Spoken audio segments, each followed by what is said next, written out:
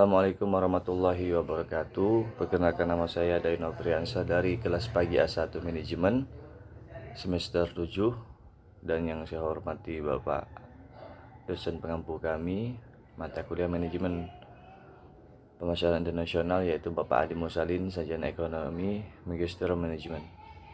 Di dalam video kali ini saya akan menjawab ujian akhir semester untuk mata kuliah MPI.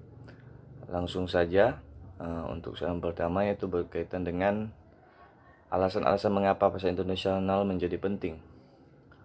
Untuk mendapatkan akses ke pelanggan baru, perusahaan sering memperluas internasional untuk memperpanjang siklus hidup produk mereka.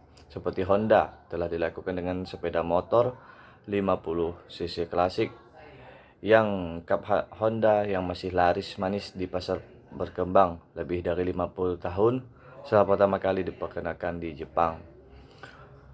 Yang kedua, untuk mencapai biaya rendah melalui skala ekonomi, pengalaman, dan peningkatan daya beli. Banyak perusahaan didorong untuk mencari pembeli asing untuk produk dan layanan mereka karena mereka tidak dapat menangkap cukup volume penjualan besar dalam negeri untuk sepenuhnya menangkap skala ekonomi dan pengembangan produk manufaktur atau pasar.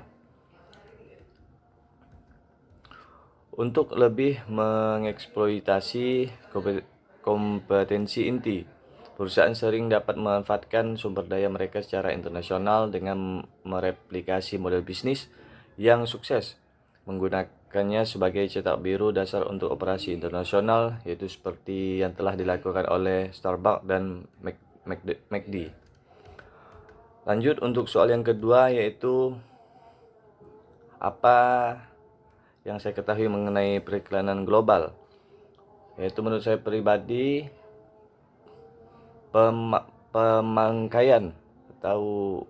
pemakaian imbauan periklanan, pesan, seni, naskah, foto, cerita, dan potongan video serta video dalam pasar berbagai negara. Untuk soal yang ketiga, faktor-faktor yang harus dipertimbangkan dalam mengembangkan program-program promosi penjualan di pasar asing, yaitu faktor-faktornya. Pertama, sebelum berencana untuk memasarkan produk ke luar negeri, pastikan produk yang akan dikirim adalah produk yang benar-benar berkualitas. Selanjutnya, membuat website dengan menggunakan Search Engine Optimization atau SEO, dan memanfaatkan iklan menggunakan fitur iklan Google AdWords untuk mempercepat proses promosi. Dan selanjutnya, menggunakan Facebook Ads yang memudahkan pembisnis dalam membidik target secara detail. Bukan hanya detail sampai satu negara atau kota tujuan saja, namun juga dapat mendeskripsikan secara demografi, profesi, dan perilaku yang bisa kita atur dalam iklan kita. Dan yang terakhir, menjual produk melalui marketplace seperti Alibaba. Lanjut untuk soal yang keempat, apa yang dimaksud dengan strategi promosi internasional? Yaitu langkah cara promosi yang meliputi metode iklan, promosi penjualan tatap muka, dan hubungan masyarakat. Untuk soal yang kelima, dalam pelaksanaan promosi internasional terdapat kendala-kendala yang timbul dalam pelaksanaannya, yaitu kendalanya yang pertama, perbedaan bahasa. Perbedaan bahasa dalam pasar internasional dapat menimbulkan permasalahan, terutama bila terdapat makna atau arti jauh berbeda dengan yang dimaksud dalam bahasa aslinya. Yang kedua, yaitu peranan periklanan dalam masyarakat. Peranan periklanan dalam setiap negara itu berbeda-beda, sebab terdapat faktor yang mempengaruhinya, yaitu meliputi tingkat perkembangan ekonomi serta regulasi di bidang periklanan dan media. Yang ketiga, ketersediaan media. Media yang tersedia di suatu negara sangat bergantung pada struktur komunikasi dari negara tersebut. Yang keempat, kendali pemerintah. Kebijakan pemerintah mengenai periklanan sangat berpengaruh terhadap komunikasi pemasaran yang dapat dilakukan pemasaran internasional. Lanjut untuk soal yang keenam, yaitu langkah strategi memasuki pasar internasional. Yang pertama yaitu lisensi, merupakan strategi di mana lisensor memperbolehkan perusahaan asing untuk memproduksi barang mereka, namun perusahaan asing tersebut harus membayar royalti. Strategi ini merupakan strategi yang memiliki resiko paling kecil dibandingkan strategi yang lain. Namun, tentu saja laba yang diperoleh tidak maksimal. Yang kedua, strateginya ekspor merupakan strategi di mana perusahaan menjual produknya ke luar negeri.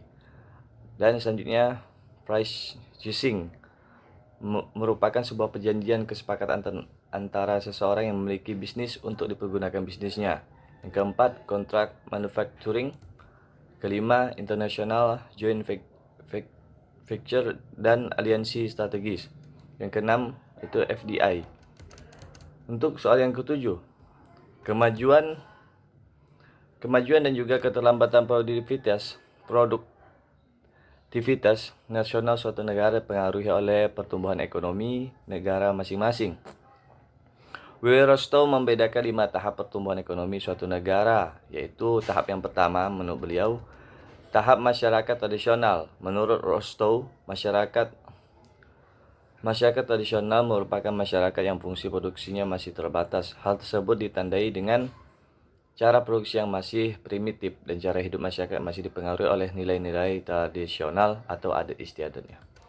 Yang kedua yaitu tahap masyarakat untuk lepas landas. Tahap ini merupakan tahap transisi di mana masyarakat mulai untuk mempersiapkan diri agar mencapai pertumbuhan ekonomi dengan menggunakan kekuatan sendiri. Suatu hal yang perlu diingat yaitu pertumbuhan ekonomi hanya akan tercapai apabila diikuti oleh perubahan-perubahan lain dalam masyarakat. Selanjutnya, menurut beliau, tahap tinggal landas pada tahap ini.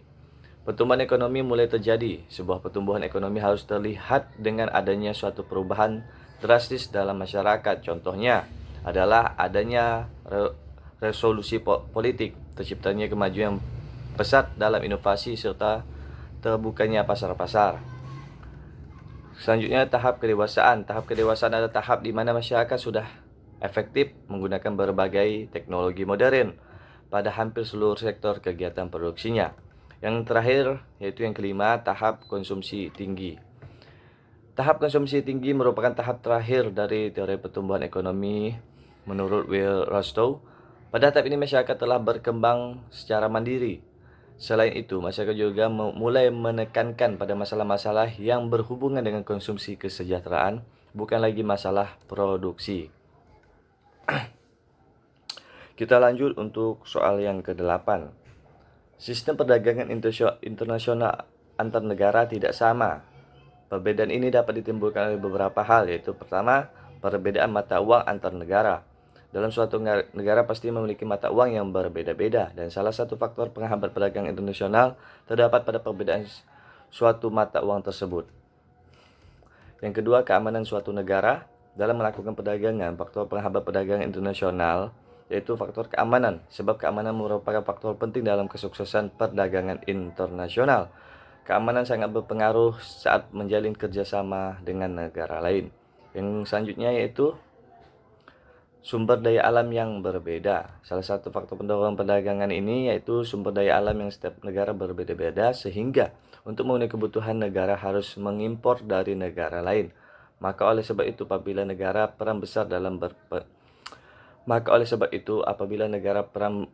besar dalam perdagangan internasional. Yang selanjutnya, proses pembayaran sulit dengan risiko besar.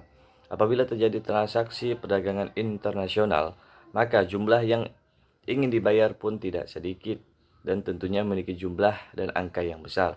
Sebab apabila Anda harus melakukan pembayaran secara tunai, maka akan merepotkan dan memiliki risiko yang sangat besar pula. Untuk yang selanjutnya itu soal yang ke-9. Apa yang dimaksud dengan sasaran pasar internasional? Sasaran pasar internasional adalah proses penetapan pasar sasaran. Pada dasarnya berusaha mengembangkan pasar-pasar negara potensial dan memiliki sejumlah negara atau segmen pasar yang dikehendaki. Untuk soal yang terakhir sebutkan dan jelaskan strategi memasuki pasar internasional, yaitu pertama lisensi, yaitu lisensi merupakan strategi di mana lisensor memperbolehkan perusahaan asing untuk memproduksi barang mereka, namun perusahaan asing tersebut harus membayar royalti. Yang kedua, ekspor merupakan strategi di mana perusahaan menjual produknya ke luar negeri. Franchising merupakan sebuah perjanjian kesepakatan antara seseorang dan memiliki bisnis untuk dipergunakan bisnisnya. Selanjutnya, kontrak manufacturing, dan yang terakhir yaitu FDI. Hanya itu yang dapat saya jawab. Kurang lebihnya saya mohon maaf. Wassalamualaikum warahmatullahi wabarakatuh.